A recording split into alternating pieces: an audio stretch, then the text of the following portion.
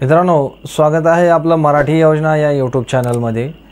मित्रांनो, आजच्या या व्हिडिओच्या माध्यमातून मी आपल्याला महत्त्वपूर्ण अशी माहिती देण्याचा प्रयत्न करणार आहे। मित्रांनो, आपण बघतच असाल की रब्बी 2024 चा पीक विमा हा भरणे सुरू झालेले आहे। तर मित्रांनो, याच्याच विषयी मी आपल्याला माहिती देण्याचा प्रयत्न करणार आहे की रब्बी पीक विमा 2024 हा अर्ज ऑनलाइन CSC द्वारे कशा प्रकारे भरायचा हे आपल्याला या व्हिडिओच्या माध्यमातून मी दाखवून देण्याचा प्रयत्न करणार आहे। तर मित्रांनो, चला तर मग व्हिडिओ सुरू करूयात।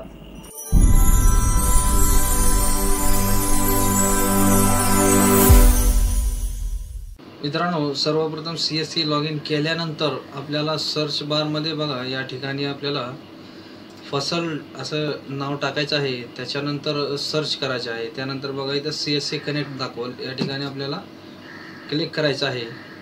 त्याच्यानंतर आपल्याला CSC पासवर्ड व ID टाकून या ठिकाणी कॅप्चा कोड टाकून आपल्याला लॉग इन करून घ्यायचं आहे। साइन इन झाल्यानंतर पुढे आपल्याला अशा प्रकारचा इंटरफेस दिसणार आहे। या ठिकाणी वर आपण बघू शकता की ॲप्लिकेशन, डाउनलोड व होम असे 3 ऑप्शन आहेत। त्याच्यामध्ये ॲप्लिकेशनवर आपल्याला टिक करायचं आहे। या ठिकाणी आल्यानंतर आपल्याला सर्वप्रथम स्टेट निवडायचं आहे, महाराष्ट्र। त्याच्यानंतर आपण ज्या सीझनचा विमा भरत आहोत तो आपल्याला या ठिकाणी निवडायचा आहे। तर या ठिकाणी बघा, आपण रब्बी 2024 चा भरणार आहे, तर इथं टिक करायचं। त्याच्यानंतर सबमिटवर आपल्याला टिक करायचं आहे। त्याच्यानंतर बघा अशा प्रकारचा इंटरफेस आपल्याला दिसणार आहे। त्यानंतर मित्रांनो, पुढे आपल्याला ॲप्लिकेशन फॉर्म याच्यावर टिक करायचं आहे। या ठिकाणी आल्यानंतर स्टेट आपल्याला दाखवणार आहे, आपला जो डिस्ट्रिक्ट आहे तो आपण या ठिकाणून निवडून घ्यायचा आहे। त्याच्यानंतर आपण कोणत्या बँकेत विमा भरत आहोत त्या बँकेचं नाव आपल्याला या ठिकाणी निवडायचं आहे। बँक निवडल्यानंतर मित्रांनो, त्याची IFSC कोड आपल्याला या ठिकाणाहून निवडायचा आहे। त्याच्यानंतर पुढे आल्यानंतर मित्रांनो, आपल्याला बघा आपला अकाउंट क्रमांक या ठिकाणी टाकायचा आहे।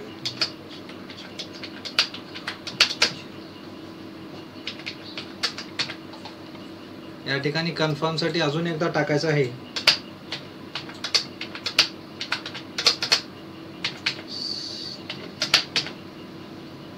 टाकल्यानंतर check bank detail and continue याच्यावर आपल्याला टिक करायचं आहे। टिक केल्यानंतर मित्रांनो, अशा प्रकारे खाली आपल्याला शेतकऱ्याची सर्व माहिती दिसणार आहे। हे माहिती दिसल्यानंतर बघा, या ठिकाणी आपल्याला नेम ॲज पर पासबुक हे आपल्याला टाकावं लागणार आहे। हे बघा, आधार नंबर जो आहे व्हेरीफाय करून घ्यायचा आहे। आधार व्हेरीफाय झाल्यानंतर मित्रांनो, इथं आपण बघू शकता रिलेटिव्ह नेम, मोबाईल नंबर 2024 मध्ये बघा मित्रांनो, या ठिकाणी आपल्याला मोबाईल क्रमांक जो हा आहे शेतकऱ्याचा व्हेरीफाय करूनच फॉर्म भरता येणार आहे। तर आपण या ठिकाणी मोबाईल नंबर आपला जो आहे तो व्हेरीफाय करून घेऊया। व्हेरीफाय याच्यावर टिक केल्यानंतर बघा, आपल्याला या ठिकाणचा कॅप्चा कोड टाकावा लागणार आहे। कॅप्चा कोड टाकल्यानंतर आपल्याला व्हेरीफाय याच्यावर टिक करायचं आहे। व्हेरीफाय केल्यानंतर मित्रांनो, आपला जो मोबाईल क्रमांक आपण टाकला होता त्याच्यावर आपल्याला एक OTP येणार आहे। तोच OTP आपण या ठिकाणी टाकायचा आहे।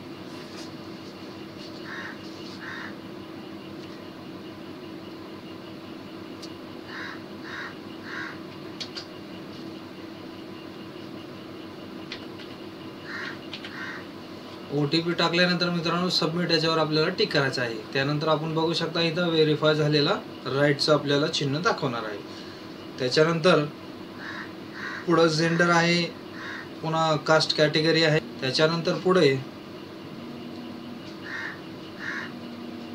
पुढे आपल्याला नॉमिनी निवडायचे आहे। जर गरज असेल तर आपण निवडू शकता, अन्यथा इथं डिक्लेअर नॉमिनी लेटर याच्यावर टिक करायचं आहे। त्याच्यानंतर आपल्याला सेव्ह अँड कंटिन्यू याच्यावर टिक करायचं आहे। पुढे आल्यानंतर मित्रांनो, आपल्याला बघा क्रॉप डिटेल, आपल्या पिकाचं डिटेल या ठिकाणी आपल्याला भरायचं आहे। तर या ठिकाणी आपल्याला डिस्ट्रिक्ट निवडायचा आहे, आपला जो जिल्हा आहे तो आपण निवडायचा। त्याच्यानंतर आपला तालुका निवडायचा। त्याच्यानंतर आपला जो सर्कल आहे, सर्कल तो आपल्याला या ठिकाणाहून निवडायचा आहे। सर्कल निवडल्यानंतर त्या सर्कलमध्ये आपलं गाव कोणतं आहे तो आपण या ठिकाणाहून निवडायचा आहे. त्याच्यानंतर विलेज आपल्याला इथं या ठिकाणाहून निवडायचं आहे. पुढे आल्यानंतर मित्रांनो हे क्रॉप जे आहे ते आपल्याला म्हणजे पीक कोणता आहे तो आपल्याला या ठिकाणाहून निवडून घ्यायचा आहे. त्याच्यानंतर आपण पेरलेली जो पेरणीचा दिनांक आहे तो पण आपल्याला या ठिकाणी टाकावा लागणार आहे. दिनांक टाकल्यानंतर आपल्याला या ठिकाणी सर्वे नंबरमध्ये आपल्याला गट नंबर टाकायचा आहे. त्याच्यानंतर खाता क्रमांक जो आपला 8 नंबर आहे तो आपल्याला या ठिकाणाहून टाकायचा आहे. त्याच्यानंतर आपल्याला व्हेरीफाय करून घ्यावं लागणार आहे. व्हेरीफायवर टिक केल्यानंतर मित्रांनो अशा प्रकारे बघा आपल्याला त्या खातेदाराची सर्व माहिती या ठिकाणी दाखवणार आहे की गट नंबर का आहे, खाते नंबर का आहे, किती क्षेत्र आहे, हे सर्व दाखवल्यानंतर आपल्याला या ठिकाणी टिक करून सबमिट याच्यावर आपल्याला टिक करायचं आहे. त्याच्यानंतर आपण या ठिकाणी बघू शकता मित्रांनो की त्या शेतकऱ्याचा जेवढा क्षेत्र आहे तो एकाच पिकासाठी लावलेला आहे का इतर कोणत्या पिकासाठी लावलेला आहे तो आपण या ठिकाणाहून कमी करून परत या प्रकारेच लावू शकता. हे लावल्यानंतर आपल्याला ॲड क्रॉप याच्यावर आपल्याला टिक करावं लागणार आहे. याच्यावर टिक केल्यानंतर इथं आपण बघू शकता खाली की आपण कोणता पीक निवडलेला आहे, त्याची पेरणीची तारीख काय आहे, गट नंबर, खाते क्रमांक, क्षेत्र किती लावलेला आहे त्या पिकासाठी, हे सर्व माहिती आपल्याला या ठिकाणी दाखवणार आहे. त्याच्यानंतर खाली आल्यानंतर आपल्याला डॉक्युमेंट हे अपलोड करावे लागणार आहेत. पेपर अपलोड झाल्यानंतर हे बघा अशा प्रकारचं राईट आपल्याला दाखवणार आहे की आपले पेपर हे अपलोड झाले आहेत. या ठिकाणी आपण खाली बघू शकता पेपर अपलोड झालेलं हे दाखवणार आहे. त्याच्यानंतर आपल्याला पुढं प्रिव्ह्यू याच्यावर आपल्याला टिक करायचं आहे. पुढे आल्यानंतर मित्रांनो आपल्याला बघा हे फायनल व्हेरीफायसाठी हे व्ह्यू झालेलं आहे. या ठिकाणी आपलं बँक कोणती आपण निवडलेली आहे त्याचा IFSC कोड तोच आहे का आपण चेक करावा. अकाउंट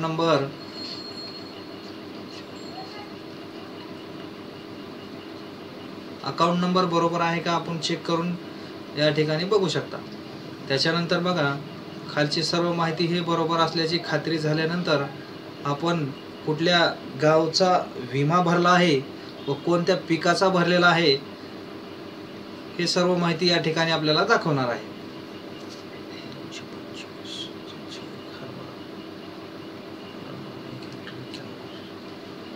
हे सर्व दाखवल्यानंतर आपल्याला सबमिट याच्यावर आपल्याला टिक करायचं आहे. त्याच्यानंतर मेक पेमेंट याच्यावर आपल्याला टिक करावं लागणार आहे. या ठिकाणी आपल्याला आपल्या CSCचा जो ID पासवर्ड आहे